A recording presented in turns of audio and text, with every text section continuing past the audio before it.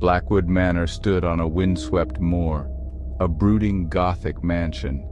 Its silhouette, dark and foreboding, loomed over the landscape like a sentinel of sorrow. The winds howled through the barren trees, carrying with them whispers of the past, secrets long buried in the shadows of time. Its stone walls, gray and weathered, like the face of a tired old man. Each crack and crevice told a story of years gone by, of storms weathered and battles fought. Moss clung to the stones, a testament to the relentless passage of time and the manor's enduring presence. Windows, dark and vacant, stared out blindly, whispering tales of forgotten secrets. The tattered curtains fluttered in the breeze, like ghostly hands reaching out from the past. It was as if the very soul of the manor was trapped within those panes, yearning to be free, yet forever bound by the weight of its history. Locals spoke of the manor with hushed voices.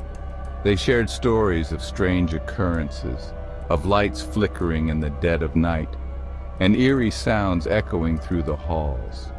Fear and fascination intertwined as the legend of Blackwood Manor grew with each retelling, a history steeped in tragedy and despair. The manor had seen its share of sorrow, from untimely deaths to mysterious disappearances. Old photographs and documents painted a picture of a place where happiness was fleeting and darkness seemed to linger at every corner. The Blackwood family, once proud and prosperous, now gone, leaving behind a legacy of pain. Their portraits, now decayed and forgotten, hung on the walls as silent witnesses to a bygone era. Each face bore a story, each gaze a reminder of what once was and what could never be again. Some whispered of a ghostly presence, a malevolent entity trapped within the walls. They spoke of cold spots and unseen hands, of a spirit unable to find peace. The manor, it seemed, was not just a relic of the past, but a living, breathing entity, haunted by the echoes of its own history. The legacy of shadows that Blackwood Manor carried was not just in its stones and timbers, but in the very air that surrounded it, thick with the weight of untold stories and unfulfilled destinies. Daniel Blackwood, a young writer, inherited the manor. Drawn by a strange pull, he returned to his ancestral home, seeking solitude and inspiration for his work. Unaware of the darkness that awaited him, he dismissed the local tales as superstition, foolish ramblings of simple minds. He would soon learn the truth. The manor held a dark power, one that would consume him. The attic door was locked. A heavy chain and padlock secured it. Daniel's curiosity piqued. What secrets did it hold? Why was it locked away? He felt a chill run down his spine. A sense of dread washed over him as if warning him away. He ignored it. He had to know what lay beyond. He broke the lock. Nights at Blackwood Manor were filled with strange noises. Floorboards creaked. Whispers seemed to emanate from the walls. Daniel dismissed them at first, the house settling, the wind playing tricks, but the whispers grew louder, more insistent. He began to hear his name called, a cold, disembodied voice. His sleep became plagued by nightmares, vivid and terrifying. The manor was closing in on him. One night, drawn by an unseen force, Daniel found himself in the attic. The air was thick with dust and decay. A single chest emanating a faint glow sat in the center of the room. He opened it. Inside, he found an old diary, the leather cover cracked and dry, the pages filled with frantic scribbles, the diary of his ancestor, the first Blackwood to inhabit the manor. Section 6. The Apparition, Face to Face with Terror. As Daniel read, the room grew colder. The air crackled with energy. He looked up. Hovering before him, a translucent figure. A woman with hollow eyes and a look of pure hatred. She spoke, her voice a raspy whisper, filled with pain and rage. She told a tale of betrayal, of murder, of a life unjustly taken. She was trapped, she said, bound to the manor, seeking revenge. Daniel's heart pounded in his chest, each beat echoing in the eerie silence of the room. He could feel the cold seeping into his bones, a chill that was not just physical but seemed to pierce his very soul. The flickering candlelight cast long dancing shadows on the walls, making the apparition's presence even more menacing. He wanted to run, to escape this nightmare, but his legs felt like lead, rooted to the spot by an unseen force. The ghostly woman continued her tale, her voice growing stronger, more insistent. She spoke of a time long past, of a love that had turned to ashes, of promises broken and dreams shattered. Her eyes, though hollow, seemed to bore into Daniel's, as if searching for something, some sign of understanding or empathy. She described the night of her death in vivid detail, the betrayal by someone she had trusted with her life, the cold steel of the knife, the darkness that had swallowed her whole.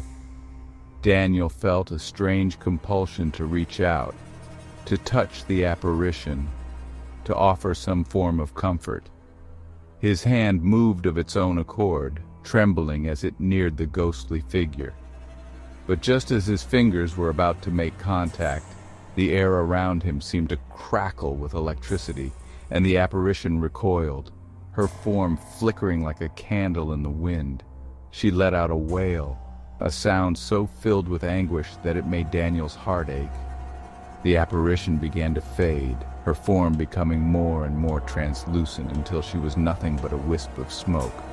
Her final words echoed in the room, a plea for justice, for peace, for release from her torment.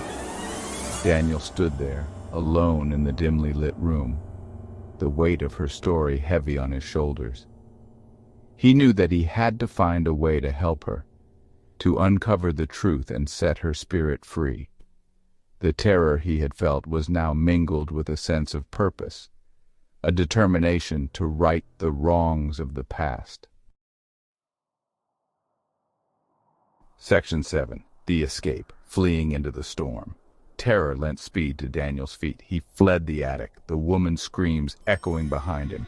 He ran through the manor, desperate to escape. Rain lashed against the windows. The wind howled like a banshee. He burst through the front doors into the storm. He didn't look back, he just ran. Section 8. The Revelation, a Twist of Fate. In the heart of the dark, misty forest, secrets long buried were about to be unearthed. The air was thick with tension, and the eerie atmosphere hinted at the mysteries that lay ahead. He sought refuge in the local village, a place that seemed untouched by time. The village, with its cobblestone streets and ancient buildings, held an air of mystery. As he walked through the narrow lanes, the haunted look in his eyes spoke of the turmoil within. He told his story, his voice trembling with fear and desperation. Each word he spoke seemed to carry the weight of his ancestors' sins. The villagers gathered around him, their faces reflecting a mix of curiosity and concern. The villagers listened, their faces grim. They confirmed his fears. The ghost was real, but there was more. The revelation that followed was even more chilling. The ghost, they said, was not his ancestor's murderer. She was his victim. The villagers' expressions grew darker as they recounted the tragic tale. The ghost, they said, was not his ancestor's murderer. She was his victim. The sorrowful woman in the old photograph had been wronged in ways unimaginable. Her spirit, bound by the injustice done to her, roamed the forest seeking retribution.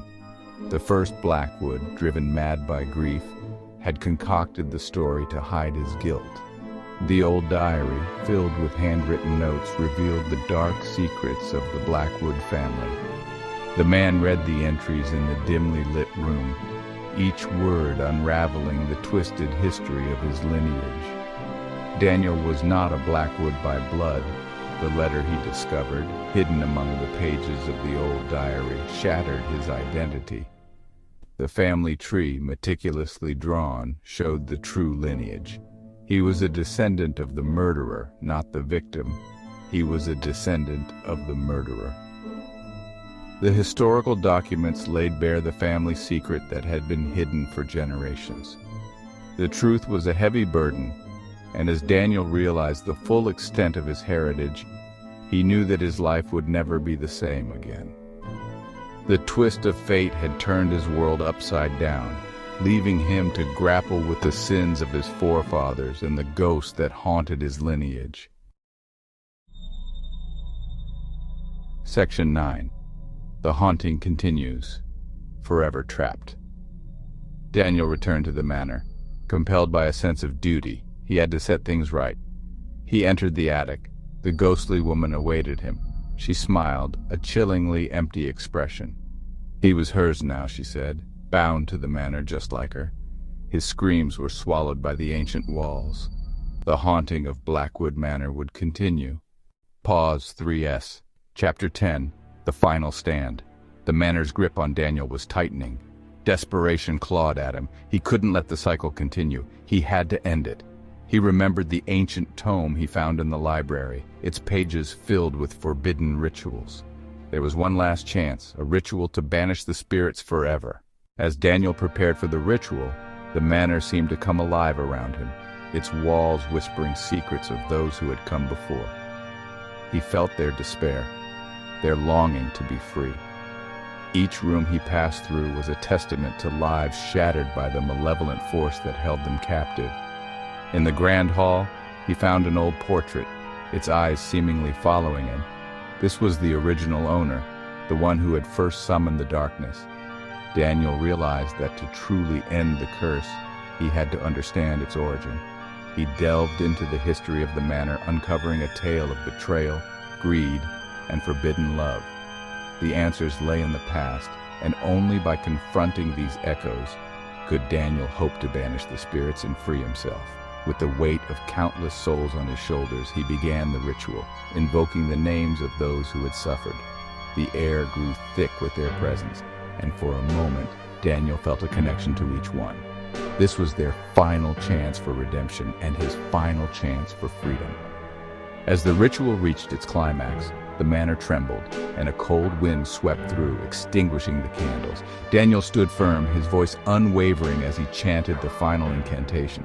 The spirits screamed, not in anger, but in relief, as they were finally released from their torment.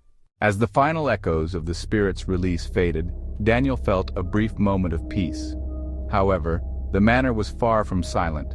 A new, more sinister presence began to make itself known. It was as if the very walls were watching him, waiting for his next move. The air grew colder and shadows seemed to stretch and twist unnaturally, following his every step. In the dim light, Daniel spotted a flicker of movement. He turned quickly, but nothing was there. Just an empty hallway, shrouded in darkness. The feeling of being watched intensified, and he realized that whatever he had unleashed was far more dangerous than the spirits he had freed. This presence was ancient, unseen, and filled with a malevolence that chilled him to the bone. Determined to uncover the source of this new threat, Daniel ventured deeper into the manor. He stumbled upon a hidden chamber, its entrance obscured by a tapestry depicting scenes of horror and despair. As he stepped inside, the door slammed shut behind him, plunging him into darkness. The only light came from a single, flickering candle on an old wooden table. On the table lay a book, bound in worn leather and covered in strange symbols. Daniel's hands trembled as he opened it, revealing pages filled with incantations and dark rituals. He realized that this book was the key to understanding the unseen presence. With a deep breath, he began to read, hoping to find a way to confront and banish this new evil. The words seemed to pulse with dark energy, and as he read aloud, the room around him began to shift and change. Shadows danced on the walls, and a low, guttural whisper filled the air, growing louder with each word he spoke. Daniel knew that he was not alone. The unseen presence was here, and it was listening. It was time to face the true terror that lay within the manor, and he had to do it alone. The final battle had begun, and there was no turning back. As Daniel continued to recite the incantations from the ancient book, the air around him crackled with dark energy. The shadows on the walls twisted into grotesque forms, and the whispers grew into a cacophony of voices, each one filled with malice and despair. Just as he felt he could bear it no longer, a blinding light erupted from the book, illuminating the hidden chamber. In the center of the room, a figure began to materialize, a specter of pure darkness, its eyes glowing with an unholy light. This was the source of the unseen presence, the ancient evil that had been awakened. Daniel's heart pounded in his chest as he faced the entity. He knew that he had to act quickly. With a surge of determination, he chanted the final words of the incantation, his voice rising above the deafening roar of the spirits. The specter shrieked in agony, its form flickering and distorting. But just as Daniel thought he had gained the upper hand, the specter lunged at him, enveloping him in a suffocating darkness. He struggled to breathe, to fight back, but the malevolent force was overwhelming.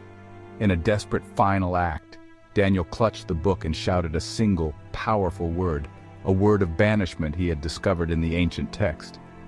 The specter let out a final, ear-piercing scream before disintegrating into nothingness. The room fell silent, the oppressive darkness lifting. Daniel collapsed to the floor, gasping for air. He had done it. The ancient evil was gone, and the manor was finally at peace. But as he stood up, he noticed something strange. The book, now lying open on the floor, revealed a new page, one he hadn't seen before. It contained a warning, a prophecy of another, even greater evil that lay dormant, waiting to be awakened. Daniel knew that his journey was far from over. The final revelation had been made, and a new, even more terrifying chapter was about to begin. Narrator. As Daniel stood amidst the silence of the chamber, an unsettling realization began to creep into his mind. The warning in the book was clear. His victory over the ancient evil was but a temporary reprieve. The prophecy spoke of an even greater darkness that lay dormant, waiting to be awakened. The flickering candlelight cast long shadows on the walls, creating an eerie dance of light and dark. Narrator. The new page in the ancient book was filled with cryptic symbols and foreboding text. Daniel's eyes scanned the prophecy, his heart sinking with each word. The haunting was far from over. In fact, it was just beginning. The manor, now seemingly at peace, held secrets even more sinister than he had imagined. Narrator. Determined to uncover the truth, Daniel ventured deeper into the manor, his every step filled with trepidation. The air grew colder and the feeling of being watched intensified. The walls seemed to whisper secrets, and the shadows moved with a life of their own. Narrator. Behind an old tapestry, Daniel discovered a hidden door. With a deep breath, he pushed it open, revealing a long-forgotten part of the manor. Dust-covered furniture and cobwebs adorned the room, untouched for centuries, but something else was there, an aura of malevolence that sent shivers down his spine. Narrator. In the center of the room, an ancient artifact lay on a pedestal, glowing with a dark energy. The artifact pulsed with power, its origins unknown, but its purpose clear. It was a key to the greater evil foretold in the prophecy. Daniel knew that destroying it would be his only chance to prevent the awakening of the dormant darkness. Narrator. With resolve, Daniel prepared to destroy the artifact. The air around him grew heavy, and the shadows seemed to close in as if the manor itself was trying to stop him, but he knew he had no choice. The haunting would continue, and the true battle was only just beginning. Narrator. The haunting continues, and Daniel's journey into darkness has only just begun. The manor holds many more secrets, and the true terror is yet to be unleashed. Narrator. With the artifact in hand, Daniel felt the weight of the manor's dark history pressing down on him. The air grew suffocating, and the walls seemed to close in. Narrator. But Daniel knew that escape would not be easy. The manor itself had become a living entity, intent on trapping him within its cursed walls. Narrator, he could feel the malevolent force growing stronger, feeding off his fear. Every step was a battle against the unseen presence that sought to ensnare him. Narrator, the floorboards creaked ominously beneath his feet and the walls seemed to pulse with a dark energy. Time was running out. Narrator, as he reached the grand staircase, the manor's power surged. The shadows coalesced into monstrous forms, blocking his path. Narrator, with a surge of adrenaline, Daniel fought his way through, the artifact's dark energy clashing with the malevolent force. Finally, he burst through the front doors, the cold night air hitting him like a wave of relief. Narrator, but the manor was not done with him yet. The ground trembled, and a deafening roar echoed through the night. Narrator, with every ounce of strength left in him, Daniel sprinted towards the ancient tree where it all began. The artifact in his hand pulsed, growing heavier with each step. Narrator, he knew what he had to do. As he buried the artifact beneath the roots, a blinding light erupted from the ground. Narrator, the manor's hold on him weakened, and the shadows receded. The storm began to calm, and for the first time, Daniel felt a glimmer of hope. Narrator, but as he stood there, panting and exhausted, he knew that this was not the end. The darkness had been temporarily sealed, but its malevolent presence would always linger, waiting for another chance to escape. Narrator, the final escape was only a beginning. The battle against the shadows would continue, and Daniel's journey was far from over. Narrator, the haunting may have paused, but the true terror lay in the knowledge that it could start again at any moment.